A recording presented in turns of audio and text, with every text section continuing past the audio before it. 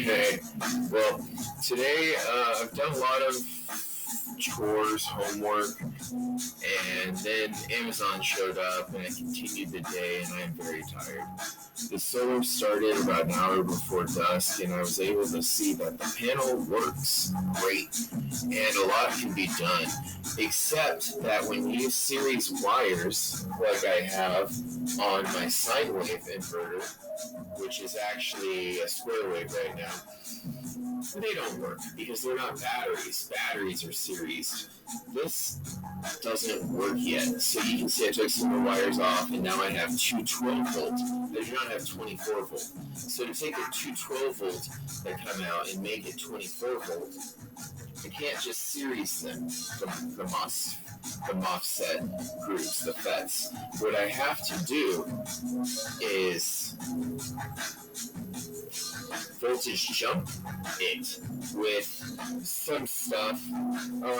Right here is a test I've done today to learn a little bit. I put 3 resistors on two wires connecting the negative and the positive, and I tested all the voltages coming off, and basically it just halves it every time you put a resistor on, and you can get the half from each length. That was cool. It got me into what could be called like a voltage jumper. I saw it on Wikipedia. It's done with a cathode ray and capacitors, which I have. So I have 12 volts, and that's what I need. I need 12 volt. It's really like a bunch of volts and then most of this stuff. So I might need capacitors to get this done. I don't know yet until tomorrow when I have more energy to think and whatnot. However, the solar panel works, and I charged a battery. So is the MPPT. The MPPT works, and when I turn the load on, I can turn on 12 volt energy real easy from the battery that's stored the sun. It was only up for an hour. Yeah. What I'm having trouble with is converting 12 volt then to 120 volt AC, VAC. So 12 DC to 120 AC single sine is hard. 60 hertz. Yeah, good luck. You know, there's some more stuff too. It's just I'm only doing 120, which is like, there's also like other things. 240 is on here. 240 is in a wide zone as well. 120 is really wide. It's great. You can even run other things. It'll just cause fires eventually in the motors. So they'll run wrong, like the blown runners and stuff. They'll run wrong, and like 2 years later, they'll be so fast that they'll run wrong and they'll start a fire. Just so you know, we're at different voltages like that. So we're gonna bring it all in. Today we also misfired and we thought that the Siemenses could be wired without the sine wave inverter. And what the sine wave inverter really does is it converts DC energy into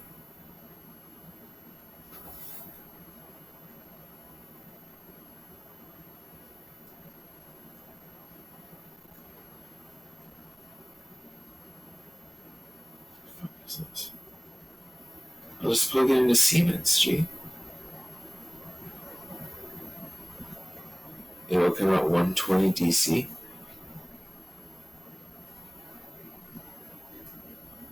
Yeah. Okay, see, I had a fart like that when I was tired, and I started plugging it into Siemens. But then what came out was 480 DC. 480 DC is like still so minuscule, but it's like, why, you know? And I was like, well, I don't know what to do with that. So it was wrong. And like, that was because I was tired, so I stopped. I just made a video.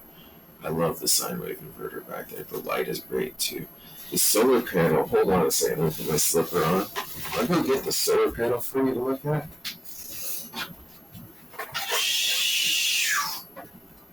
Um, Basically, I want to let you know that I am one of the raddest humans ever, and I have purchased a small chicken coop solar panel. This stuff I have built handles like a maximum of 6,000 watts, which is two large 300 watt solar panels.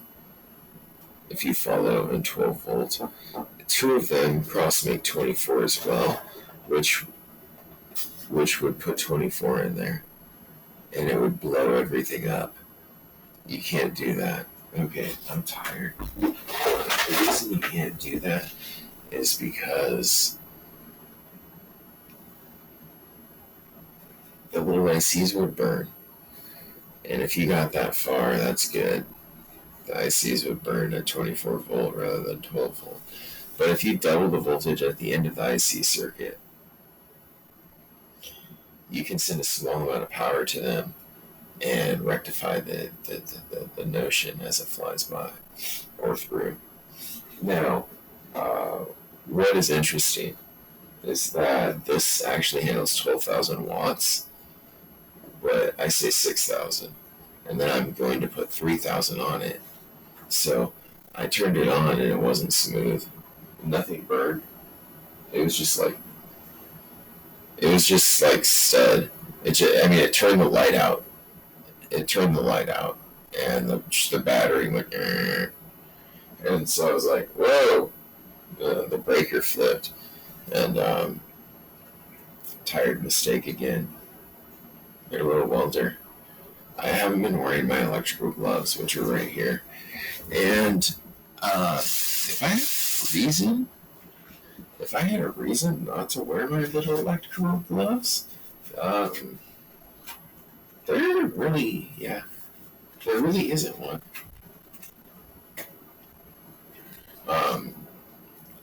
Now, that would be smart, except I started messing with all these breakers, and I set this to 1 amp. I set other things to 1 amp and 10 amp, and I am very confident in understanding what is being turned out, even from the wall now. I've been electrocuted a couple times. That's not my goal. Some of these are very powerful, and some of them are not. However, my knowledge of, while I'm working, limiting everything to like nothing has... I haven't been wearing the gloves. Let's just wear them too and get used to them. They're alright. They handle 400 volts or something like that, which is crazy. Oh, we made 480.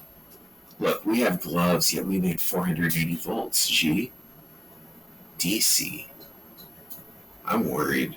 So what I did was I backed out from it, and I powered it down, and I corrected everything. Yeah. That was my conversation for the day. I'm tired. Yeah, it's running off a car battery right now. AGM. It's probably...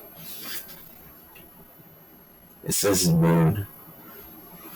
It says moon. I don't know if you know what I'm saying, but the solar panel says moon. And it's only 10.8 volts at this time. Once it goes on to 10.4, we will likely lose the ability to power lights. They will turn out. So.